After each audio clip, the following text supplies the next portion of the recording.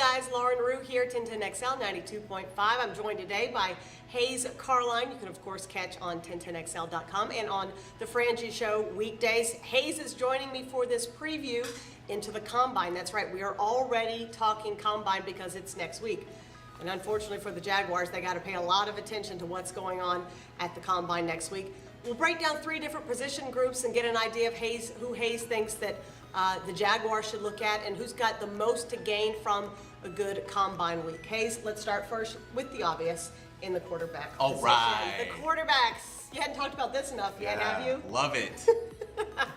All right, let's start first with, will Kyler Murray's height measurement be the most watched, most highly anticipated moment in any Combine history? I think it will, because we saw with Deshaun Watson a couple years ago how important that measurement was for him, and it ended up really helping him. He was heavier, more muscle than what most people expected with his frame. I think Kyler Murray is going to face a similar thing on that Friday, the week of the Combine. That's going to be really intriguing. The height, I think we have a pretty good idea on.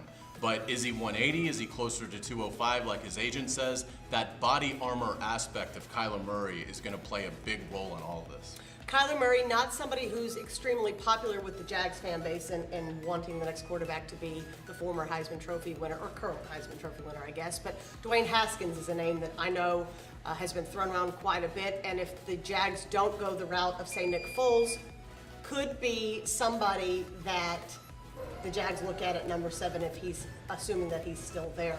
What does Dwayne Haskins do in this year's Combine or in the Combine this year to either help himself out or maybe knock himself down a little further on the draft charts? I think the biggest thing with Dwayne Haskins is how does he come across in the interviews? How does he do on the board? He's a one-year starter. There's always that one-year wonder negative aspect when you're dealing with a prospect at the quarterback position that's only got that 1 year of experience. So I think for Haskins, it's important for him to show these NFL decision makers that he has a sophisticated knowledge of offense and defense and isn't going to have a big learning curve in terms of getting acclimated to the NFL.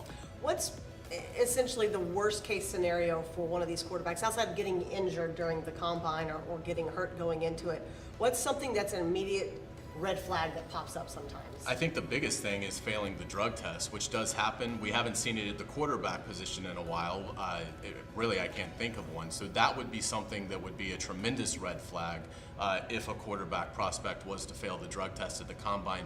Short of that, everything else should be fine.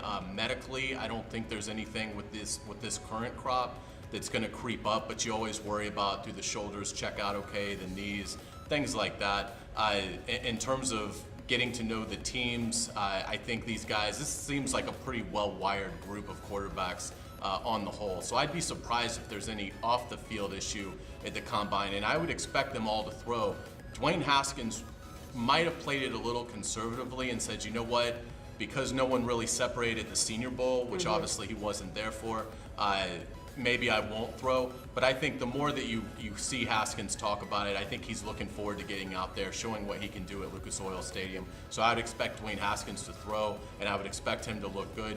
Really, all these guys should look good. It's been a while since a quarterback really struggled on-field drills at the Combine. And of course, if Kyler Murray runs that 40 and it's 4.4, boy, that would be awfully exciting. In terms of Jaguars' interest outside of Dwayne Haskins, is there anybody else that you're really interested in seeing? I think Drew Lock is intriguing at 7. We'll see what he comes in at. Should be 6'4".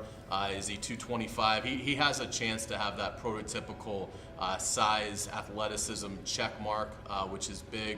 And you know, he's billed as having the best arm in this draft. So does that come forward? In Mobile, some people thought he had a really good week. Some people thought not so much. So I think it could be a big week for Drew Lock. And Daniel Jones, this is an opportunity for the Duke quarterback to salvage his stock.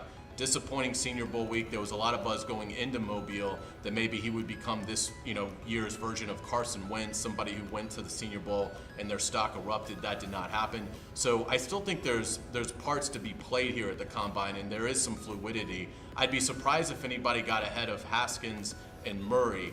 But with Locke and Jones, that'll be really interesting to watch. And Will Greer's a guy to watch too, somebody whose stock has really been hurt. Can he sort of rebound at the Combine? He's going to really need to ace the interviews. Obviously, he's going to be asked a lot about The what PEDs went wrong sure. at Florida. So he's going to have some great answers to that. It sounds like he will be. He's done some media interviews about it. Sounds like he's got his story, pretty well set. So I wouldn't anticipate that being an issue. But look, these NFL teams are savvy. They've got 15 minutes, and if it's an issue they're really concerned about, then they are certainly going to dive deep into it with multiple questions. Well, the Jaguars' needs in terms of offense go beyond quarterback. We'll take a look at two other position groups when we return.